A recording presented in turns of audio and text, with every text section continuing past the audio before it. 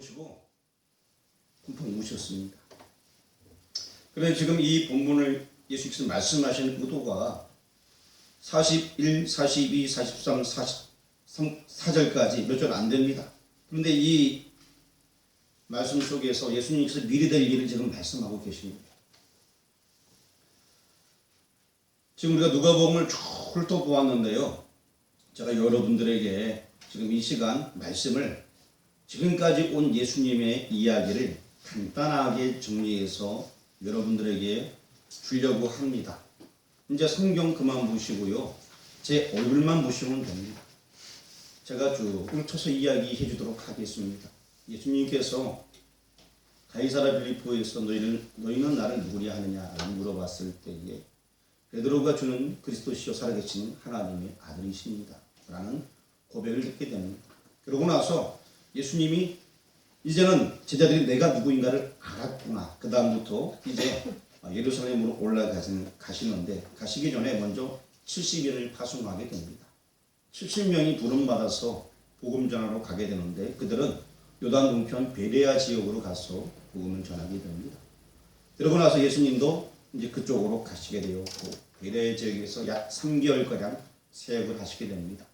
그러고 나서 이제 예수님께서는 예루살렘으로 계속 걸어오시는 중에 지금 우리가 계속 매주마다 만났던 많은 사람들이 있습니다.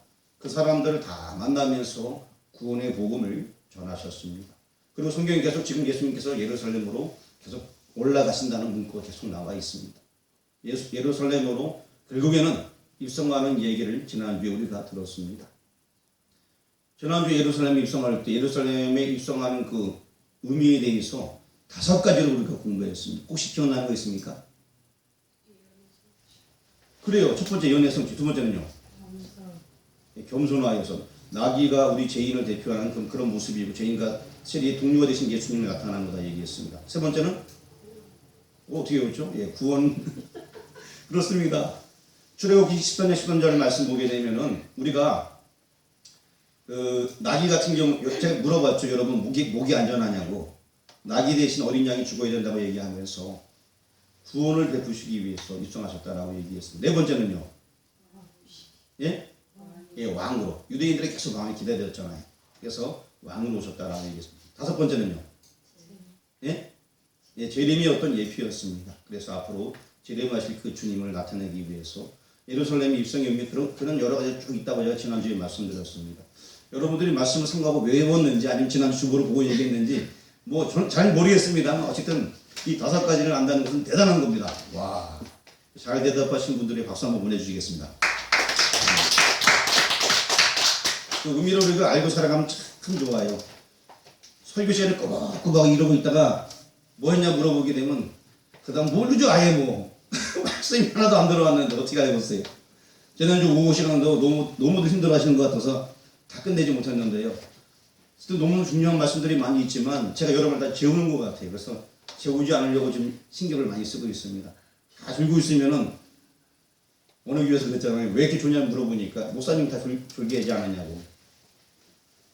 제가 웬만하면 안 졸리게 하려고 마음 먹었는데 오늘 또 여러분들이 다 꿈나라 가시면 어떻게 할까 하는 걱정이 되게 됩니다. 예루살렘에 입성하신 그 예수님은 지금 말하면 주일날, 오늘날 같은 이 주일날 입성하시게 되었습니다. 그리고 나서 그 다음 월요일날 뭘 하셨냐면 성전 정화를 하셨습니다. 성경에는 성전 정화가 2번이 나와져 있습니다. 예수님께서 사역 초기에 한번 성전 정화를 하셨습니다. 그러면서 이 성전의 주인은 나다 하면서 내가 바로 이 성전의 주인이라는 것을 선포하셨습니다. 정면으로 그 당시 대제사장들에게 대항언하면서 나타나게 된 것입니다. 그 당시 제사장 같은 경우에는 깜짝 놀랐습니다. 내가 이 지역을 다스리는 왕적인 권한을 갖고 있는데 누가 성전에서 왕이라고 하는가 하고 깜짝 놀라게 되는 사건들이 있었습니다. 그리고 이제 3년 공생계 말기쯤에 지금 예루살렘 성전에 입성하시고 월요일날 성전도 중화를 하시면서 자기가 예수님 스스로 왕이시면 천명하셨습니다.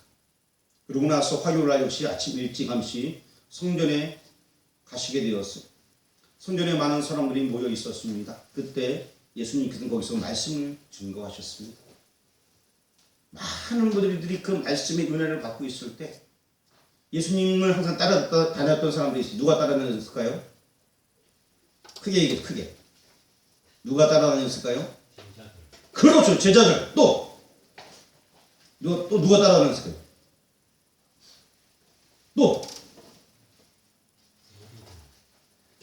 예, 무리들. 아주 좋아요. 또 사람들 아주 좋아요. 예. 정답만 딱 보고 말씀하시네. 예. 제자들, 무리들, 사람들. 예, 또 틀린 얘기는 아니고 맞는 얘기예요. 그런데 예수님이 가는 자리에 예수님께서 처음으로 성전 정화하실 때부터 사람들이 따라다녔어요. 제자도 아니었고 존경하는 사람도 아니었습니다. 대제사장 무리들이 보낸 미행자들이 항상 따라다녔어요. 왜냐, 어떻게 하면 그를 죽일까? 바리새인들이 보낸 사람들, 대제사장이 보낸 이런 사람들이 계속 그런 눈이 계속 쫓아다녔습니다. 무슨 일을 하던 간에 꼬투리를 잡으려고 했고 넘어뜨리려고 했고 계속 같이 보면서 보고하면서 따라다녔어요. 이렇게요. 그런 어느 순간에 잡아 죽이려고 막 마음 먹고 있었는데 잘 안 되는 거예요. 계속 보고하면서 사람들이 민중들이 늘 있으니까.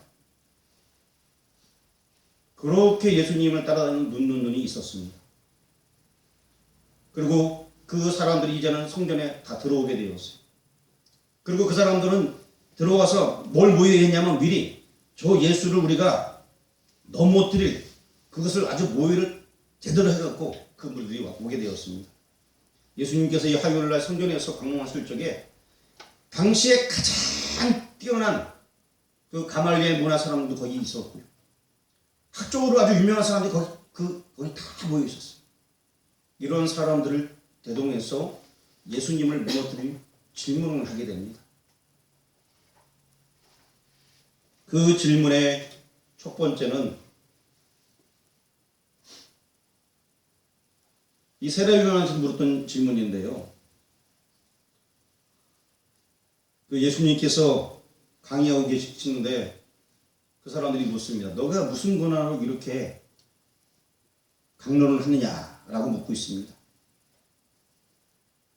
무슨 권한으로 도대체 이 많은 사람들 앞에서 성전에서 강론을 하느냐라고 묻는 거예요. 제 얘기는요, 마태, 마가, 누가, 요한복음 통틀어 보면 이렇게 다 나와 있는 것을 제가 순서를 만들어서 말씀드리는 거예요. 그럴 때 예수님께서 말씀하십니다. 세례요한의 운동에 대하여 너희는 어떻게 생각하느냐? 라고 묻습니다. 그들의 질문은 무슨 권세로 네가 이렇게 하느냐라고 예수님께 물으니까 예수님은 세례요한의 운동에 대해서 너희는 어떻게 생각하느냐? 반문하시는 거예요. 왜냐하면은 세례요한이 말씀을 전하고 많은 사람이 세례를 줬잖아요. 그것이 만약에 그는 분명히 하나님께 보냄받은 자입니다 라고 그들이 얘기를 하면은 맞는 얘기예요. 그런데 예수님께서는 너희는 왜 안 믿었냐? 라고 물어보면 한 마디 없잖아요. 안 믿었군요. 이 사람들은요. 많은 사람 민중들은 따라다녔지만 바리새인, 사두개인 그리고 또 그 당시에 제사장은 안 따라다녔단 말이죠. 그러니까 하늘로부터 왔다고 말하기 곤란한 거예요. 그리고 또 사람에게로부터 그가 와서 그냥 잘난 척 했다라고 말하면 지금 여기 많은 민족들이 보고 있단 말이죠. 난리 나겠죠. 그러니까 아무 말도 못하는 거예요. 그들이 막 의논을 합니다. 어떻게 말해야 될지 결론을 냅니다. 뭐라고 얘기했을까 이 사람들이요? 우리 모르겠는데 이렇게 얘기합니다. 모르겠다. 무슨 권세로 하는지 모르겠다라고 얘기해요. 예수님께서 말씀하십니다. 그래 나도 무슨 권세로 너에게 지금 이렇게 말하는지 나도 얘기하지 아니하겠다. 이미 이렇게 예수님께서 말씀하셨지만 많은 사람들은 저분이 하나님의 능력으로 말씀하시는구나 이미 다 전해지는 거예요. 그들이 대꾸를 못하는 거예요. 당시 지도자들이. 그런 배경이 일단 깔려져 있었습니다. 예수님은 철저하게 예루살렘의 기득권들 그들과 상대하였습니다. 그들은 자기네들이 스스로 왕, 주인 노릇하는 그런 사람들이었습니다. 그리고 여러분 안나스가 대제사장일 때에 그때부터 예수님께서 성전 청결을 하시면서 내가 이 성전의 주인이라고 말씀하셨거든요. 안나스는 자기가 그 지역에 가장 높은 어른으로서 왕위권 역할을 감당하고 많은 돈을 뜯어먹는 사람이었는데 누가 다른 사람이 와갖고 뭐 하나님의 아들이니 막 이렇게 얘기하니 깜짝 놀라게 되는 거예요. 그때부터 사람을 붙여갖고서 저가 누군지 살펴보게 한 거예요.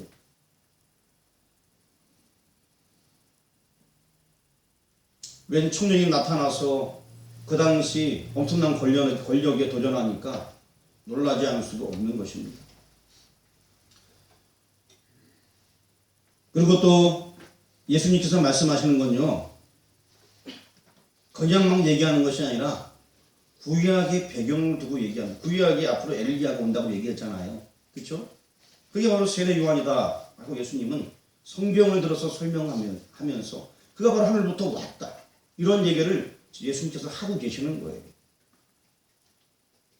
유대인들은 구약에 뿌리를 두고 있습니다. 그래서 모세, 아브라함, 다윗 이들을 다 믿고 있습니다. 그래서 그 사람들은 우리는 하나님의 백성이다 라는 선민사상이 투철합니다. 우리는 바로 아브라함의 후손입니다. 우리 조상에 모세가 있었습니다. 우리 조상에 다윗이 있었습니다. 우리는 하나님의 백성입니다. 이러한 사상이 그들은 가득했습니다. 예수님은 그들에게 세례 요한의 운동에 대하여 결론을 내려라. 그럼 나도 설명하겠다, 이런 얘기예요. 니네가 먼저 세례 요한이 누군지 얘기해라. 구약에서 얘기하는 그 인간 맞나? 그럼 나도 내가 누군지 설명하겠다. 아주 이 대제사장 무리들은 궁지에 몰려버리고 함부로 대답할 수가 없잖아요. 지금 그들이 세례를 믿지 않았거든요. 그리고 그들의 세례 요한의 목이 달아났잖아요. 그러니까 아무 얘기도 못하는 거예요.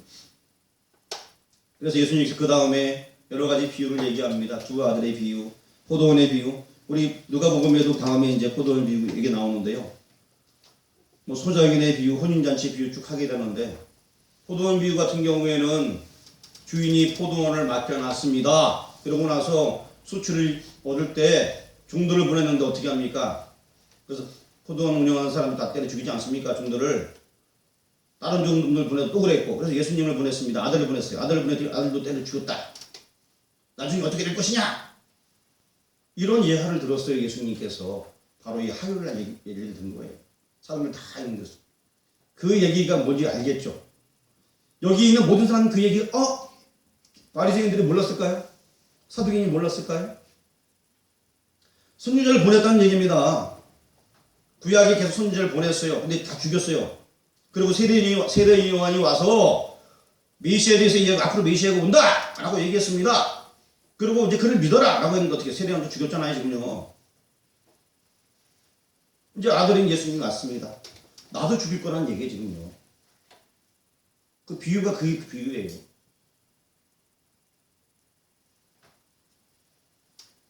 너희는 포도원의 주인도 아니면서 왕으로 탄다 라고 말씀하고 있는 것입니다.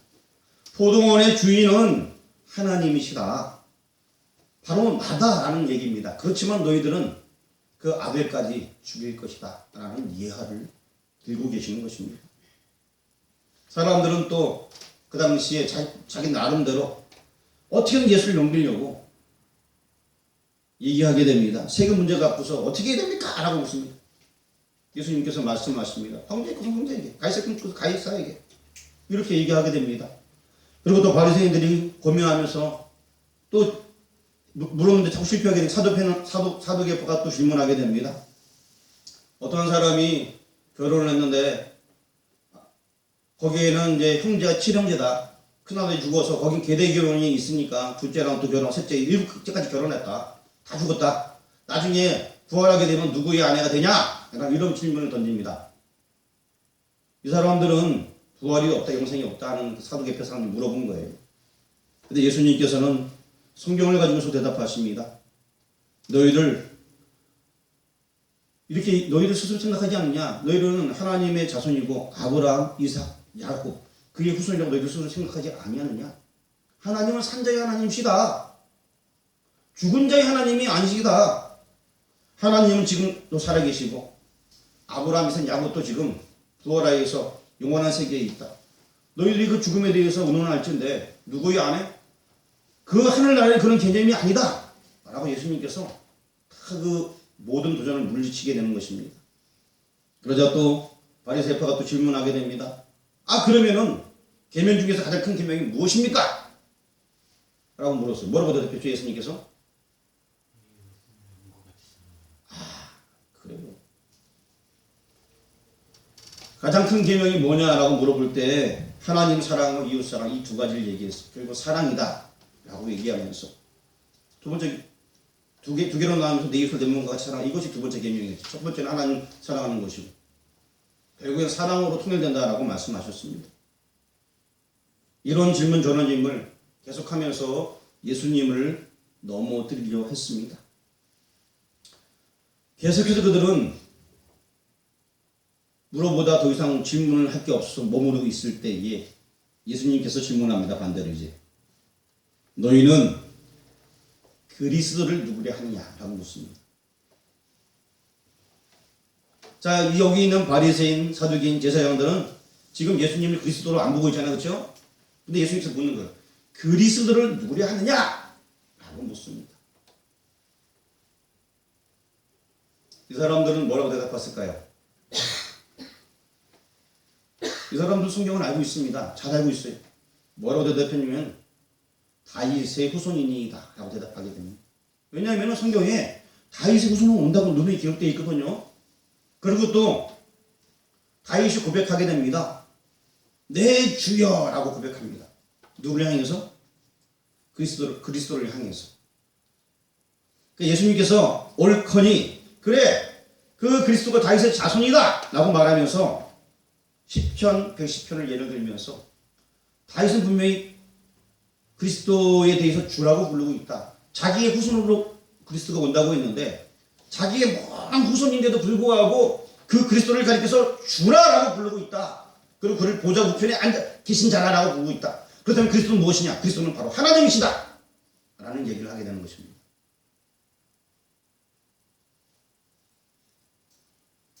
이 사람들은 그리스도 하게 되면은 다윗의 후손으로 온다는 건 알고 있었지만 거기에 대해서 깊게 생각을 못했던 거예요. 그런데 그 그리스도는 바로 다윗의 후손이지만 그는 바로 하나님이시다 이 얘기예요. 예수님의 말씀은 뭐냐? 예수님도 지금 유대 족속 왕족으로 왔거든요. 자신이 가르쳐 말씀하시는 거예요. 그러니까 다윗의 후손 맞다.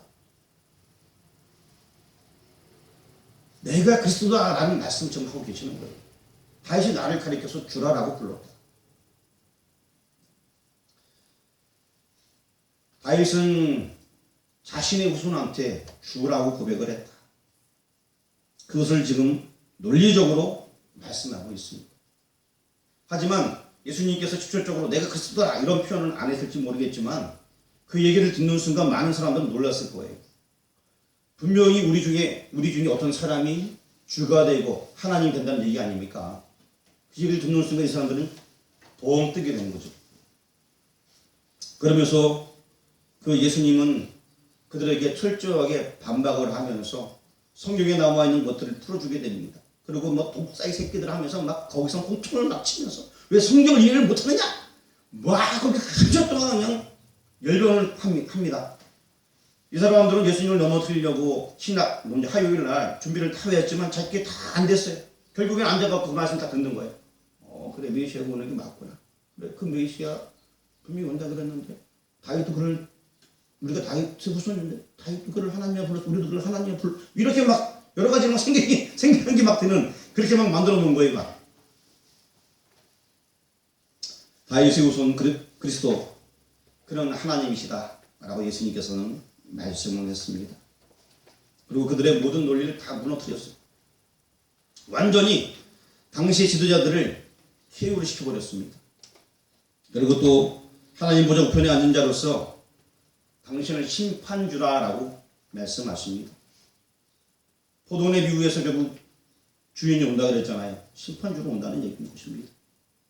그래서 그 이후에 많은 예수님의 제자들 사도 바울도 복음 전할 때 이 방법을 사용하게 됩니다.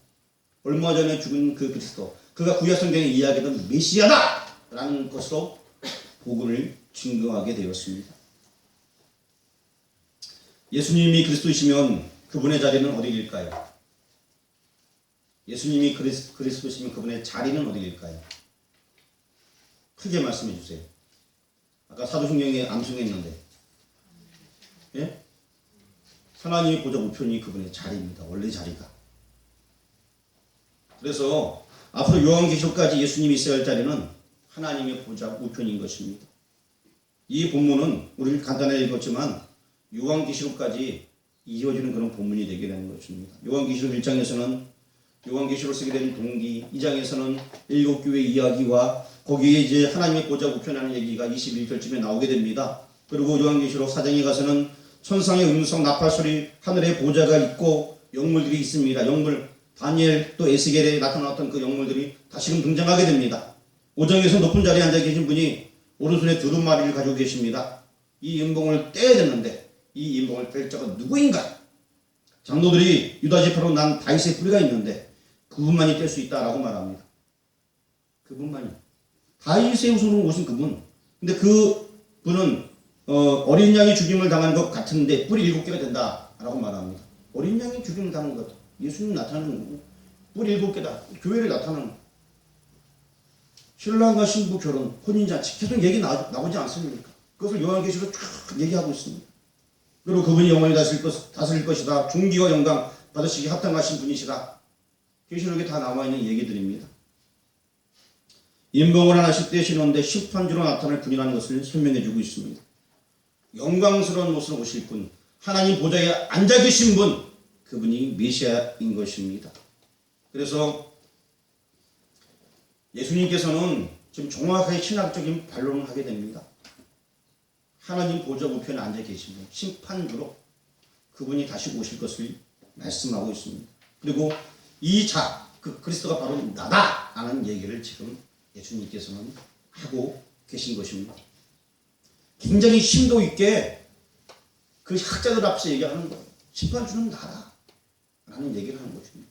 그리스도가 심판주인데 그가 그건 나야. 라는 직접적으로 나야 얘기는 안 했겠죠. 비유로 계속 설명하면서 그 심판주가 온다. 다윗의 후손으로 그 심판주가 온다. 그 얘기를 계속 하면서 통쾌하시게 화요 논쟁에서 승리하셨습니다. 제자들은 어깨가 의기양양해서 성전을 나오게 되었습니다. 그러고 나서 그날 저녁입니다. 감람산에 오르시게 되었습니다. 이제부터 오늘 본문의 이야기를 하려고 합니다. 지금 이제 배경을 쭉 깔아놓은 거예요. 본인이 누구신지. 본문의 이야기는 제가 굉장히 짧게 끝내도록 하겠습니다. 절수가 몇 절 되지 않아서 아주 짧게 끝낼 테니까 한 번 더 눈에 힘을 주시고 집중하시길 바랍니다. 우리 한번 고개를 돌려서 내 목이 꺾였나 한번 보시고요. 내 목 아직 안 꺾였네. 자, 옆사람과 한번 인사 나누겠습니다. 목이 괜찮으십니까? 예. 제가 한 주 설교 잘 이해하시는 분은 뭔 얘기인지 아시겠죠? 자, 이제 다시 앞을 보시고요. 예수님께서 예루살렘의 성전을 보고 계셨어요. 어디서요? 좀 전에 얘기했는데 어디서요? 예? 크게요. 감람산에서요. 제자들하고 올라가셔서 성전을 먼저 석영에 비치는 그 빛이 그 당시 헤롯 대왕이 성전을 이쁘게 꾸몄어요. 유대인의 한심을 사기 위해서. 그래서 벽에 비치는 그런 어떤 감쌌던 모든 것들이 화려하게 빛나니까 사람들이 그 사람은 아까 문지사님 얘기했던 무리들 이런 사람 말고요. 그 사람은 바로 제자들이 같이 제자들만 예수님하고 같이 감람산에 앉아 있어. 보면서 우와 아름답다 감탄해 하고 있었어요. 우와 아름답다. 제가 외국에는 몇 번 못 가고 봤는데요. 저녁에 이렇게 해가 늦게 지는 나라들이 있는데 그 시간대에 사진을 많이 찍을 수 있어요. 저는 나중에 보니까 그 시간대에 찍은 사진들이 너무나 멋있더라고요. 근데 지금 여기 제자들도 감람산에서 석영이 지는 걸 바라볼 때에 그 빛이 비춰지는 예루살렘 성전이 너무나 아름다워서 뭐라고 얘기했다고요? 크게 뭐라고 얘기했다고요? 우와 아름답다. 시작. 그러면서 감탄하고 있었습니다. 침을 흘리는지는 모르겠지만 감탄하고 있었어요.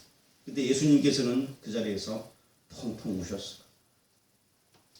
제자들은 아름답다라고 얘기했는데 예수님은 펑펑 우셨습니다. 그 우신 이야기를 제가 아까 세 가지로 다 얘기했죠. 첫 번째는요. 멸망을 미리 보셨습니다. 두 번째는요. 예, 그 죄를 회개 못했거든요. 세 번째는요. 우리의 죄 때문에. 그 미리 다 내다보신 거예요. 예수님께서는 그 예루살렘을 바라보는 그 장면 속에 미래를 딱 보시는 거예요. 물론 예수님께서는 지금 화요일입니다. 목요일날 잡히시고 금요일날 십자가에 처형당하십니다. 그런데 앞으로 있을 그 예루살렘을 보게 되니까 너무나 안타까운 거예요. 어떤 일이 벌어졌는지 아십니까? 그 예수님께서 처형당하시고 그 이후에 복음을 확산되는 그때에 예루살렘에 그때 명절이 있어서 AD 70년에 70년 전이죠. 그때 사람들이 모여 있었습니다. 그때 로마에서는 뭘 했는지 아십니까? 세금을 걷기 위해서 사람들한테 돈을 걷었는데 돈이 안 내는 사람이 많이 있는 거예요. 왜냐하면 유대인이 특성상 다른 민족한테 뭐 말대로 되게 싫어하거든요. 그러니까 그 모자라는 금액을 어디서 뜯었냐면은 그 당시 예루살렘 성전에서 여러 가지 금 이것들 막 뺏겨갖고 다 간 거예요. 이렇게 17kg 같은 거 뺏겨서 간 거예요. 그때 명절이었단 말이에요. 유대인들이 엄청나게 각 지방에서 전 세계에서 막 몰려와 딱 이렇게 당시 그랬단 말이죠. 그러니까 이 사람들이 큰 돈을 내갖고 그 로마 세력에 대항을 하게 됩니다. 로마군들 다 죽였어요. 그래갖고 예루살렘이 있고 갈릴리가 그 바로 위에 수리아가 있습니다. 수리아에 파송되어 있던 13군단을 파송하게 됩니다. 군인들이죠. 다 잡아라! 예루살렘으로 내려오게 되는데 이 성난 유대인들이 13군단을 다 때려 부셨어요. 역사적으로 있었던 이야기입니다. 그래갖고 로마에서 종예군단 1, 2, 3 아주 그 세 개의 군단, 종예군단을 보내게 됩니다. 그래서 예루살렘 성전에서 그들은 전투하다가 다 죽게 됩니다. 그때 전투에 죽은 사람들이 100만 명이 넘어요. 엄청나게 많은 사람이 거기서 다 죽게 됩니다. 그리고 또 성전은 완전히 해파되게 되어지고 여자 어린아이 다 죽겠습니다. 예수님은 그걸 미리 보신 거예요. 그런데도 불구하고 또 도망가서 거기에서 한 2km 떨어진 마카비라는 성이 있습니다. 그 성에 나머지 사람들이 들어가서 끝까지 2년 동안 버티는데 그때 로마의 지도장군이 이 마카비 이 성을 점령하기 위해서 싸워서 안 되니까 나중에 토돈을 쌓아요. 흙으로 더 높게 쌓아서 거기를 딱 점령에 들어가게 됩니다. 그때 무슨 일이 있었는지 아십니까? 들어가는 순간 살아있는 사람은 아무도 없었어요. 왜냐하면은 그 사람들은 거기 있으면서 굶어 죽더라도 우리는 항복하지 않겠다고 단단하게 있었는데 토돈을 쌓고 넘어오게 될 경우에 우리가 싸워서 지니까 얼마 안 남은 이 소수물들이 어린아이들 다 죽입니다.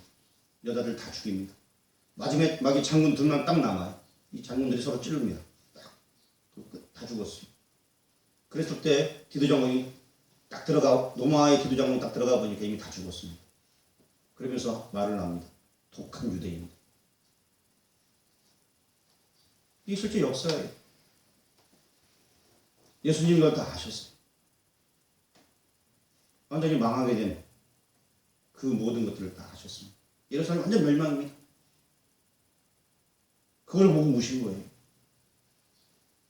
그래서 여기 42절 말씀 보니까 그런 얘기 다 나옵니다. 평화에 관한 이야기 쭉 얘기하면서 그리고 또 43절에 토돈을 쌓고 뭐 이런 얘기 다 나오잖아요. 그렇죠? 그 얘기가 다 그 얘기, 제가 얘기했던 얘기들이에요. 그런데 열심히 싸웠던 그 유대인들이요. 당시 열심당이라는 사람들이에요. 그리스도를 믿는 사람들. 근데 그 그리스도를 어떻게 믿었냐? 정치적인 메시아로 믿었던 사람들. 제대로 못 믿었던 거예요.